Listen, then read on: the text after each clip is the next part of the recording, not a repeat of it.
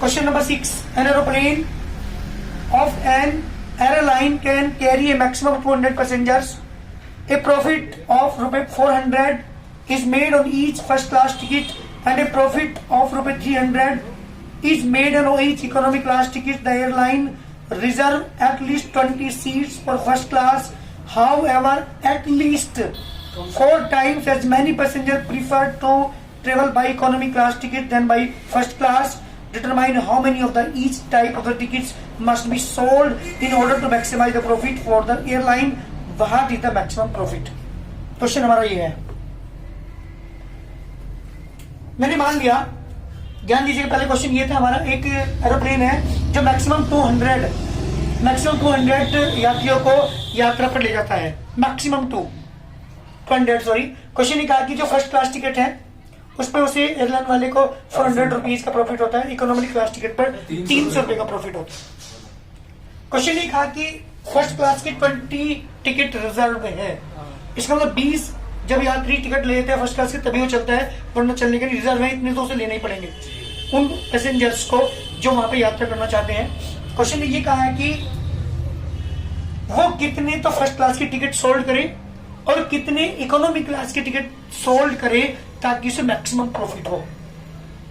वो बहकाएगा उन यात्रियों को कि फर्स्ट क्लास में ज्यादा बेटर है, क्योंकि क्या पता उसे इस पर ज्यादा टिकट बेचने से ज्यादा प्रॉफिट होता हो। तो उस चीज को निकालने के लिए ये वाला क्वेश्चन यहाँ पे हम सोल्व करते हैं कि उसे इतने यात्री फर्स्ट क्लास के कितने यात्री बैठाने पड़े और इकोनॉमी क्लास के कितने यात्री ताकि उसे मैक्सिमम प्रॉफिट हो। क्वेश्चन हमारा ये, ध्यान दीजिएगा। मैंने मान लिया फर्स्ट क्लास टिकट उसने जो सोल्ड किए थे वो X थे और जो इकोनॉमी क्लास टिकट उसने सोल्ड किए वो 1। लेट जेड में दो ऑब्जेक्टिव फंक्शन, एक फर्स्ट क्लास टिकट पर 400 का प्रॉफिट है, so maximize Z equal to 400x plus के 300। ध्यान देना इक्वलिटी पर। नाउ सब्जेक्ट द कांस्टेंट, जो मैक्सिमम हमें यहाँ पे यात्री ले जा सकते हैं वो 200 ले जा सकते हैं। तो x plus y less than equal to 200, इससे कम तो ले जा सकते हैं बट इससे ज्यादा नहीं, सीट ही नहीं है वहां पे। तो x plus y less than equal to 200, this is equality number 1। Question ये कहा था कि जो फर्स्ट क्लास टिकट है वो रिजर्व है 20 से ज्यादा तो हो सकते हैं बट 20 से कम नहीं, तो x greater equal to 40। Question एक चीज और कहा था, ये तो ग्रेटर इक्वल टू 20 हो चुका। क्वेश्चन ये कहा था कि इकोनॉमी क्लास वाले जो यात्री हैं वो इससे ज्यादा, इसके 4 गुने से ज्यादा, मुझे इनका ग्राफ ड्रॉ करना है। अब इसका ग्राफ ड्रॉ करता हूं, inequality number 1, 2 and equality number 3, तीनों का ग्राफ ड्रॉ करना है मुझे। These inequality can be written as, these inequality can be written as, पहली इक्वलिटी क्या बनेगी बेटा, x प्लस की y इक्वल टू 200। यहां x यहां पे y, क्या लेंगे x की वैल्यू, y की वैल्यू तो जल्दी करके 200, y की वैल्यू 0, x की value. This is the first equality का पॉइंट्स मेरे पास आ चुके हैं ग्राफ ड्रॉ करने के लिए। फ्रॉम इक्वलिटी नंबर सेकंड जब आप लोगे तो x is equal to 20 plus 0 into y नहीं है इसमें, इसलिए मैंने क्या रखा यहाँ पे जी बेटा। x की वैल्यू मैंने, आप कुछ वैल्यू तुम्हारी मर्जी है, y की वैल्यू मैंने कितने रखोगे बताओ जल्दी, वो तो 20 रखनी पड़ेगी आपको। तो यहाँ पे 40 ले तो यहाँ पे 20 रहेगा, देख लीजिए। हाँ भाई 40 रखते हैं यहाँ पे, 40 के मल्टीप्लाई 0 पे तो 0, तो 0 पर x की वैल्यू 20 रहेगी। आप 60 कर लेते हैं तो भी 0, आप 0 लेते हैं तो भी 20। 2 पॉइंट से हमारे काम चल जाएगा। बात करता हूं किसकी बेटा, from equality number 3, y equal to 80 plus 0 into x. बेटा यहाँ x यहाँ पे y,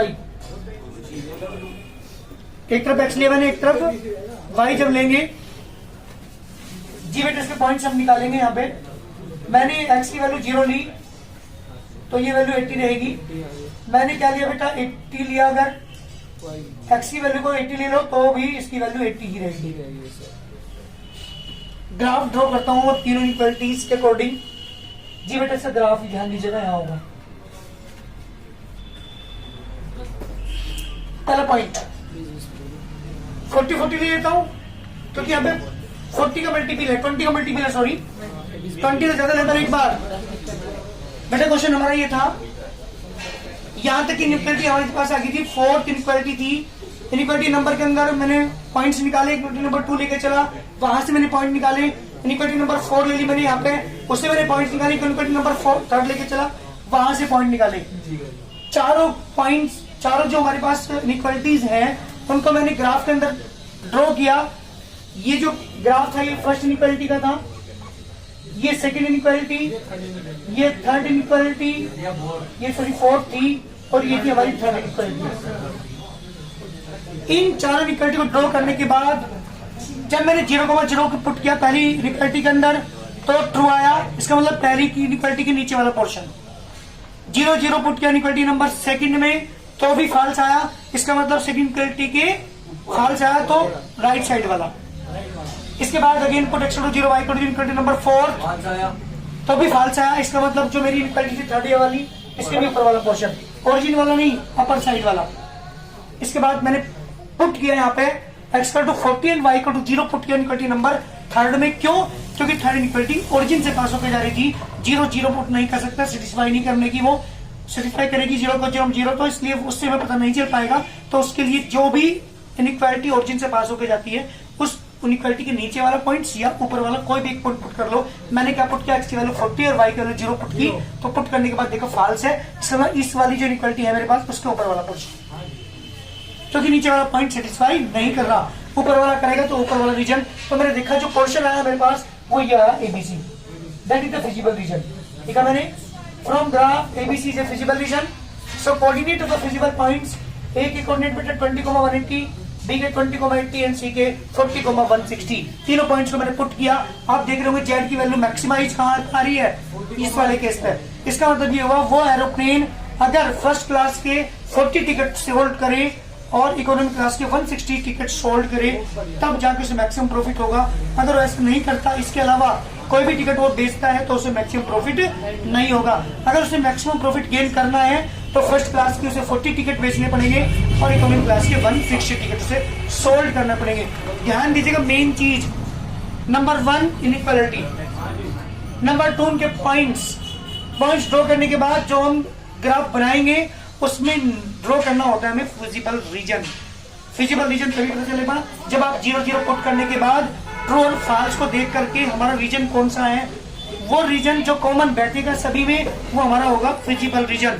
उससे निकालेंगे कॉर्नर पॉइंट्स। कॉर्नर पॉइंट को कहाँ पुट करेंगे, जेड के अंदर, और जेड में पता चल जाएगा मिनिमम क्या है हमारे मैक्सिमम वैल्यू क्या है। ये है हमारा कंप्लीट क्वेश्चन। ध्यान दीजिएगा इनइक्वालिटी पर। इस क्वेश्चन में थोड़ी इनइक्वालिटी पर प्रॉब्लम है। ये इनइक्वालिटी अगर क्लियर हो रही है तो क्वेश्चन कर पाओगे, वरना मुश्किल होगा बहुत, बता रहा हूँ।